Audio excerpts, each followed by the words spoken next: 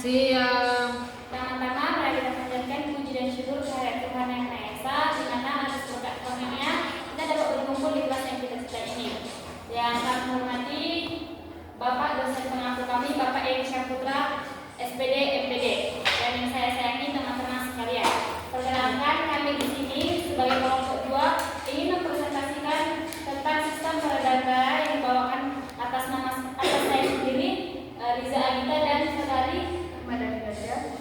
Baiklah, yang pertama kita akan menjelaskan tentang hari ini kita akan membahas tentang jelas sistem peredaran darah dan pembuluh darah, dan kemudian Sebutkan dan jelaskan jadi sel darah, fungsi darah, dan sistem saluran limfa, dipa, dan sistem retikulum endotelin.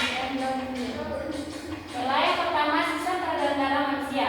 Fungsinya adalah untuk mengedarkan darah, oksigen, dan nutrisi ke seluruh tubuh. Bagian utamanya ada memiliki 3 bagian utama. Yang pertama jantung, pembuluh darah, dan darah. Jantung ini berfungsi sebagai pompa untuk mengalirkan darah ke seluruh tubuh. Memiliki 4 ruang, 2 serambi, ruang atas, dan 2 bilik ruang bawah. Seperti yang gambar di samping ini ya teman-teman.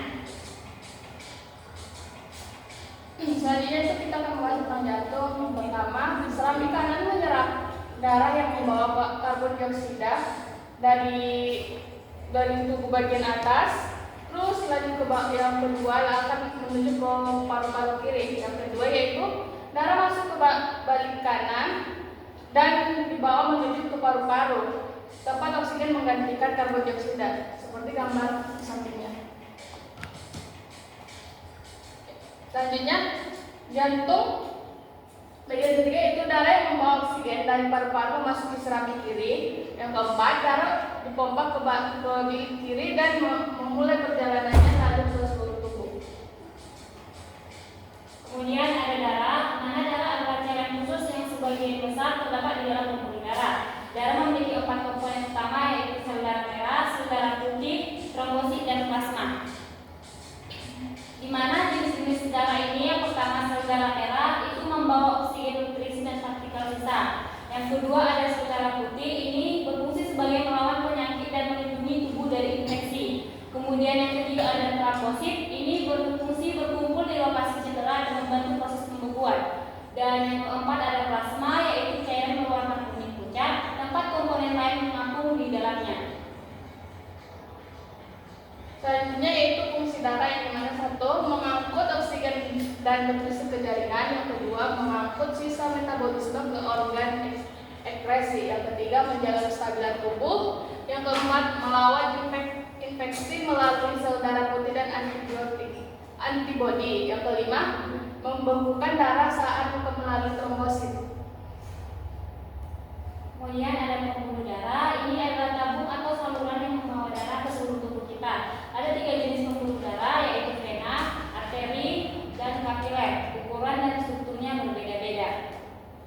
Lanjut, di mana tadi yang arteri ini adalah memiliki dinding paling tebal di antara ketiganya, kemungkinan menahan tekanan tinggi yang dihasilkan oleh jantung. Yang kedua ada kapiler, ini memiliki dinding paling tipis sehingga zat seperti oksigen dan gula dapat melewati dindingnya masuk atau keluar dari darah. Dan yang ketiga ini adalah vena, ini tidak terlalu berotot dan elastis sehingga dengan arteri, sehingga darah dapat mengalir melalui dengan tekanan yang rendah, memiliki katup khusus yang membantu darah mengalir satu arah.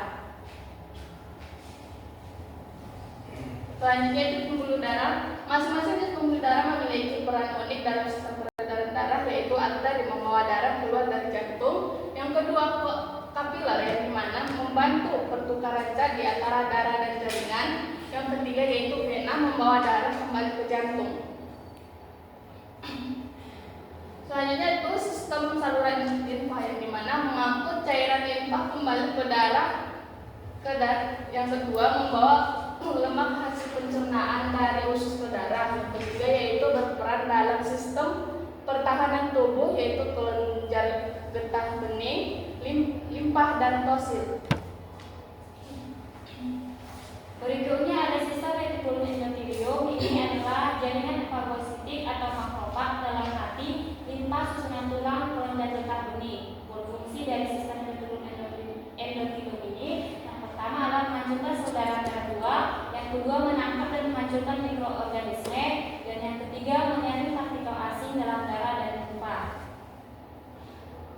Baik, di sini rangkumannya itu adalah sistem peredaran darah membawa oksigen dan nutrisi ke seluruh tubuh sekaligus membuang kotoran. Di mana hati ini sebagai organ berotot yang memiliki 4 ruang memompa darah ke seluruh tubuh. Sedangkan darah memiliki 4 komponen yaitu plasma, sel darah merah, sel darah putih, dan karbosit. Ini berfungsi membawa oksigen, nutrisi, dan partikel sisa. Dan kemudian alat pembuluh darah ini memiliki 3 jenis yaitu arteri, vena, dan kapiler, berfungsi sebagai saluran sumber darah. Baik, cukup dari penjelasan kami. Jika ada pertanyaan dari teman-teman, kami persilakan.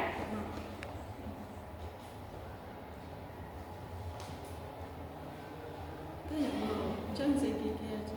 Nanti tanya.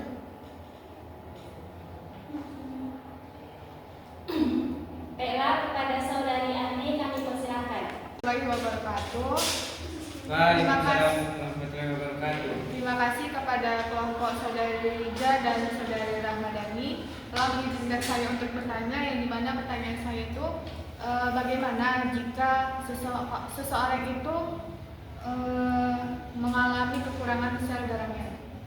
Baik, cukup sekian. Terima kasih. Ucaplah dia ya. Pak, apa boleh? Baiklah, Bertanya, di Bapak. sini kami akan mencoba menjawab pertanyaan dari saudari Ani. Kepada saudari Rahmadani kami persilakan. Oke, terima kasih kepada teman-teman saudara ini telah memberikan pertanyaan. Pertanyaannya itu, bagaimana jika seorang mengalami kekurangan sel darah merah, di mana kekurangan sel darah merah atau anemia akan menyebabkan tubuh tidak mendapatkan jumlah oksigen yang cukup ke jaringan organ tubuh, yang dimana kondisi ini dapat menimbulkan berbagai gejala dan jika tidak diobati dapat menyebabkan kompleks kesehatan yang serius, di mana gejalanya itu ada kelelahan dan kelemahan yang lanjut ke bahkan setelah istirahat. Yang kedua, kulit pucat. Yang ketiga, sesak napas. Yang keempat, pusing atau sakit kepala. Yang kelima, detak jantung cepat atau tidak teratur. Yang keenam, tangan dan kaki terasa dingin. Yang ketujuh, kesulitan berkonsentrasi. Yang kedelapan, kuku rapuh dan rambut rontok.